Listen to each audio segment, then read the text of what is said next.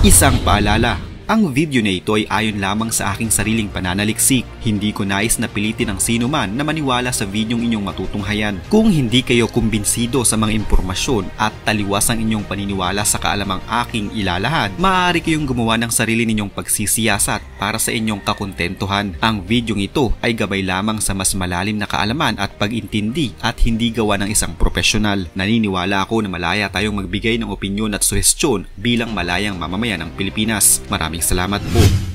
Sa mga huling parte ng taong 2000, sinimulang itayo ng mga Israeli ang mga pader na nakapalibot sa West Bank na siyang naghihiwalay sa mga Palestino sa mga settlements ng mga Hudyo sa lugar at sa syudad ng Jerusalem. Pero bakit nga ba ito itinayo ng Israel gayong parte ito ng teritoryo ng Palestine? Ano nga bang dahilan at bakit binakuran ito ng Israel? Totoo nga bang ito ay simbolo ng kanilang diskriminasyon at segregasyon sa mga Palestino sa West Bank?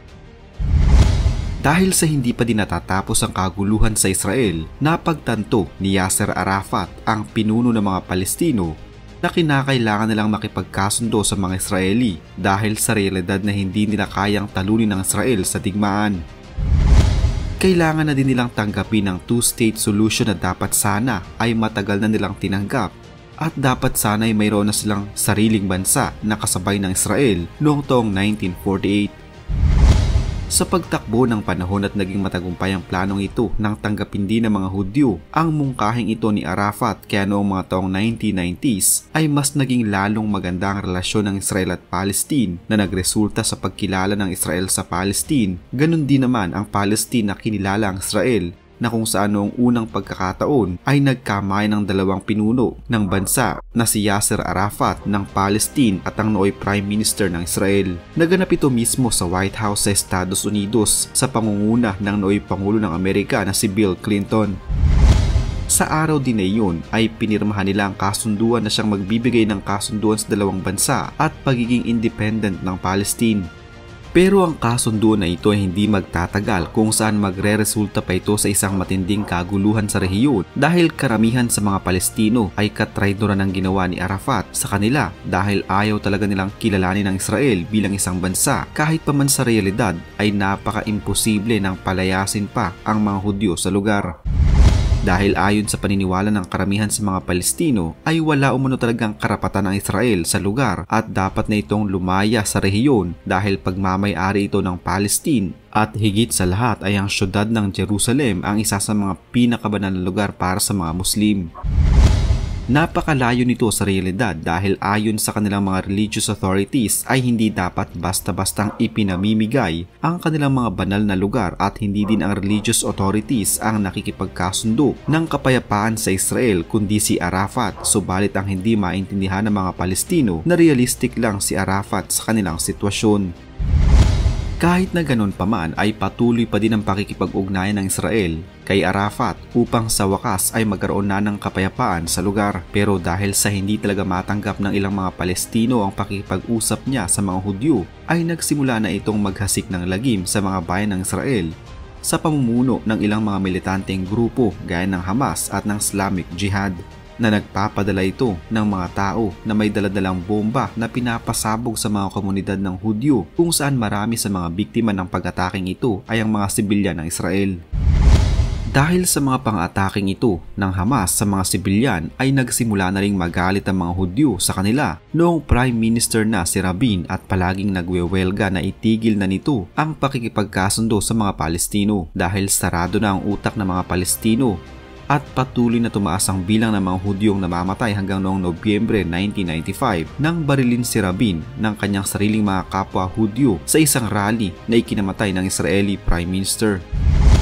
Pero hindi pa doon natapos ang patayan sa lugar dahil sa sumunod na 5 taon ay nasa mahigit 300 mga Israeli ang mga namatay sa mga pag-ataking ito ng mga militanteng Palestino sa Israel.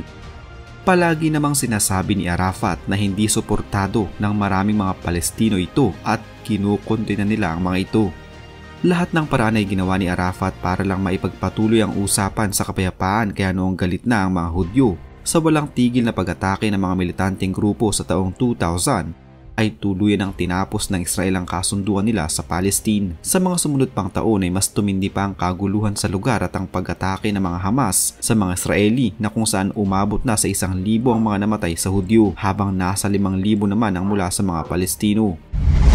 Dahil kapag mag-counterattack ang mga IDF o Israel Defense Force ay nagtatago agad ang mga militanteng grupong Hamas sa mga sibilyang Palestino na dahilan din sa lumulobong bilang ng mga Palestinong namamatay. Noong Marso lamang taong 2002 ay mahigit sa 12 beses umatake ang Hamas sa Israel na agad na ikinasawi ng 139 na Israeli na agad namang sinundan ng pagwasak sa mga komunidad at kapayapaan sa mga syudad ng Israel.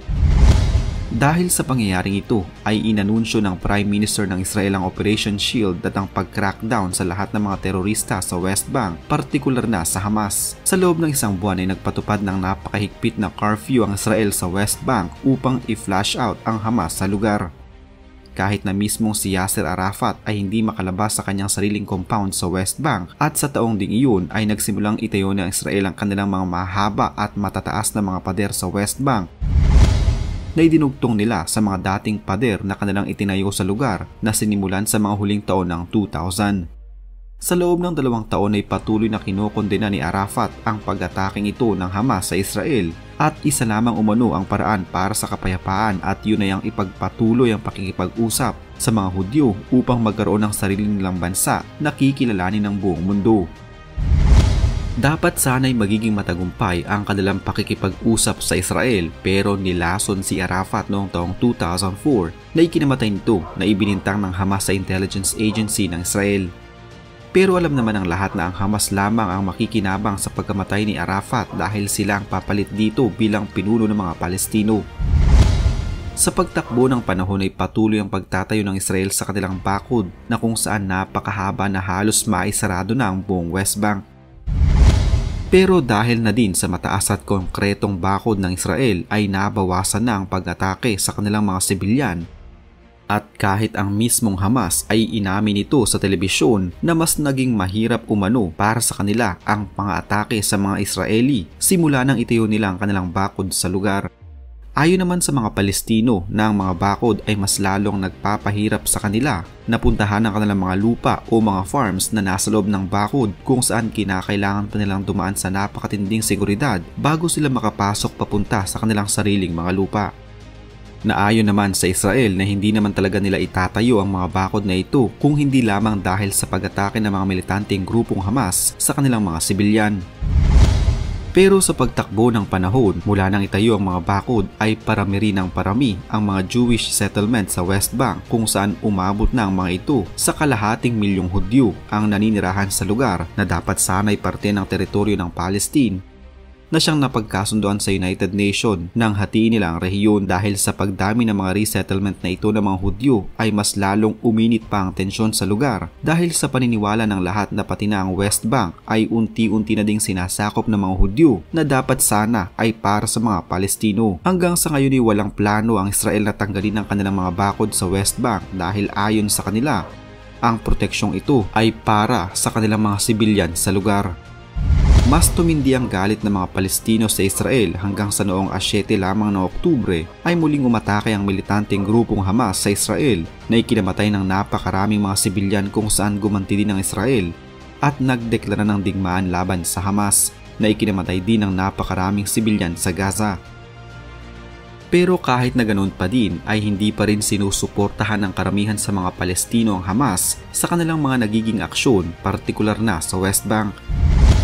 Pero para sa iyo, Paps, tama lang ba ang paglalagay ng bakod ng Israel sa West Bank bilang kanilang proteksyon o sumusobra na nga ba sila at tila simbolo ang mga bakod na ito ng pagpapalawak ng kanilang nasasakupan? Huwag kalimutang mag-iwan ng inyong matalinong opinyon sa comment section sa ibaba ng videong ito. Salamat po.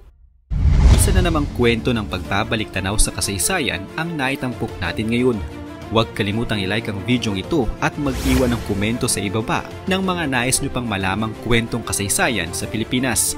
Mag-subscribe na din para lagi kayong updated sa mga pinakabagong video dito sa Kasaysayan Pinoy. Magandang araw po at mabuhay ang bansang Pilipinas!